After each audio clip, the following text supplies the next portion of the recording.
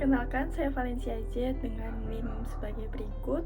Kali ini saya akan memaparkan mengenai makroekonomi di Surabaya pada tahun 2023.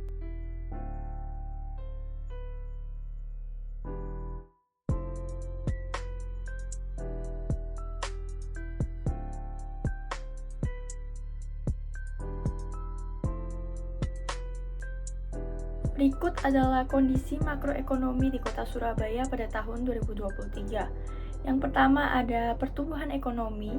Surabaya mencatat pertumbuhan ekonomi sekitar 5 sampai dengan 6% pada tahun 2023. Pertumbuhan ini didorong oleh adanya pemulihan pasca pandemi COVID-19 yang lalu di beberapa sektor seperti sektor jasa, perdagangan, dan industri.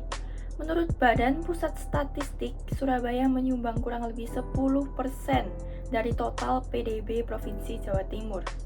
Dan yang kedua ada inflasi. Inflasi di Surabaya ini cukup tinggi ya, yaitu kisaran 4 sampai dengan 5%. Kenaikan ini juga dipengaruhi oleh adanya kenaikan harga komoditas global dan biaya transportasi. Badan Pusat Statistik juga menunjukkan bahwa harga pangan seperti beras dan sayuran tetap stabil karena adanya kebijakan pengendalian harga oleh pemerintah daerah. Yang ketiga, pengangguran. Angka pengangguran di Surabaya ini mencapai sekitar 4,5% ya di tahun 2023, dan ini sudah mengalami penurunan di tahun sebelumnya itu ada 5,1%. Nah, penyumbang tenaga kerja terbesar itu ada di sektor industri dan jasa dengan dibantu adanya program pelatihan keterampilan yang diselenggarakan oleh pemerintah maupun sektor wisata. Dan yang keempat, investasi. Investasi asing di Surabaya juga mengalami peningkatan, mencapai 1,2 miliar US dollar. Yang menjadi tujuan utamanya itu adalah di sektor manufaktur dan sektor teknologi ya. Nah, faktanya beberapa perusahaan besar internasional itu juga membuka pabrik baru di kawasan industri sehingga dapat menciptakan ribuan lapangan pekerjaan. Selanjutnya ada dari sektor pariwisata. Nah, pada tahun 2023 sektor pariwisata di Surabaya juga meningkat, memiliki jumlah kunjungan wisatawan sebesar 1,5 juta orang, sedangkan sebelumnya tahun 2022 itu hanya 1 juta wisatawan saja. Nah, Surabaya ini juga pandai menarik pengunjung domestik maupun internasional dengan mengadakan event besar seperti festival budaya dan konferensi internasional. Dan yang terakhir ada kebijakan hijau. Pemerintah Kota Surabaya meluncurkan program pengurangan limbah plastik dan peningkatan penggunaan transportasi umum. Surabaya juga meluncurkan transportasi umum yaitu berupa bus Trans Surabaya yang bisa digunakan dimanapun dan bisa keliling Surabaya menggunakan bus tersebut. Berikutnya ada contoh sektor ekonomi yang prospektif di Surabaya. Yang pertama ada dari sektor kuliner ya. Restoran ini dapat menyajikan fusion food atau masakan tradisional dengan gaya modern atau sebaliknya. Contohnya ada di Naughty Nuri, itu kombinasi makanan khas Bali dan barbecue. Kemudian yang kedua ada Ristorante de Valentino, itu dia kombinasi makanan Italia dengan sentuhan lokal. Yang kedua ada sektor kreatif, bisa membuat barang-barang secara homemade atau handmade dan memberikan nilai yang lebih ataupun unik. Nah, contohnya ada di Kantor Kreatif Surabaya. Di sini nih seringkali mengadakan workshop dan pameran kerajinan tangan.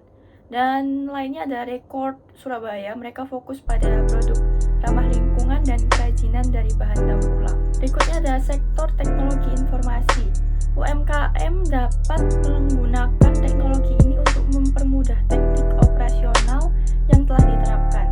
Dengan begitu, maka dapat meningkatkan efisiensi dan memperluas jangkauan pasar melalui platform digital.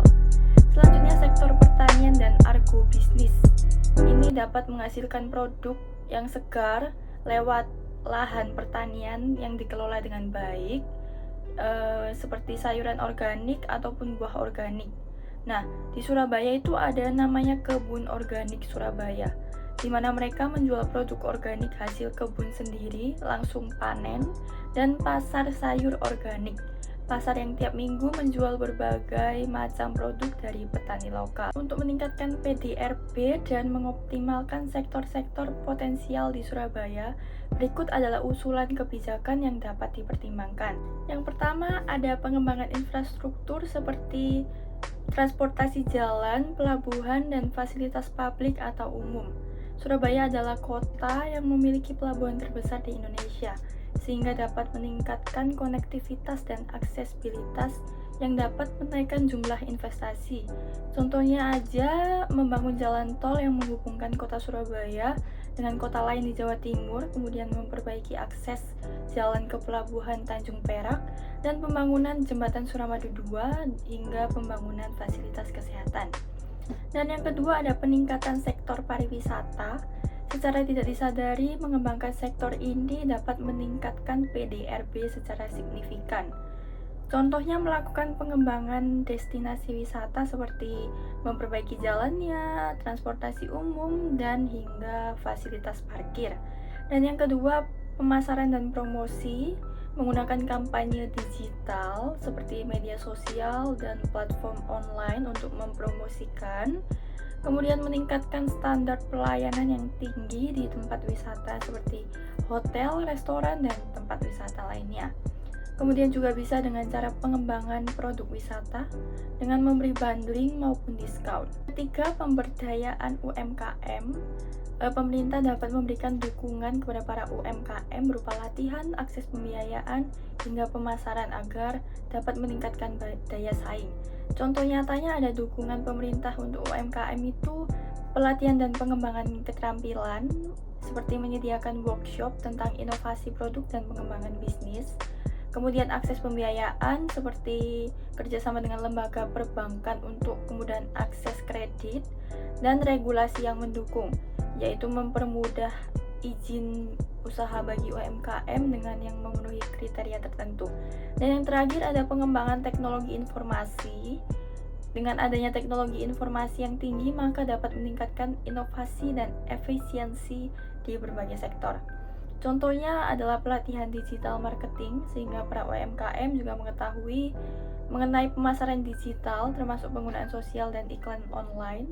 Kemudian platform e-commerce seperti Tokopedia, Bukalapak, dan Shopee sehingga memperluas penjualan. Kemudian sistem customer relationship management, yaitu membantu untuk UMKM dapat mengelola hubungan dengan pelanggan dan memahami perilaku konsumen sehingga meningkatkan loyalitas pelanggan. Dan forum dan komunitas online guna untuk berbagi pengalaman, tantangan, dan strategi dalam penggunaan teknologi. Sekian dan terima kasih. Mohon maaf jika ada salah kata.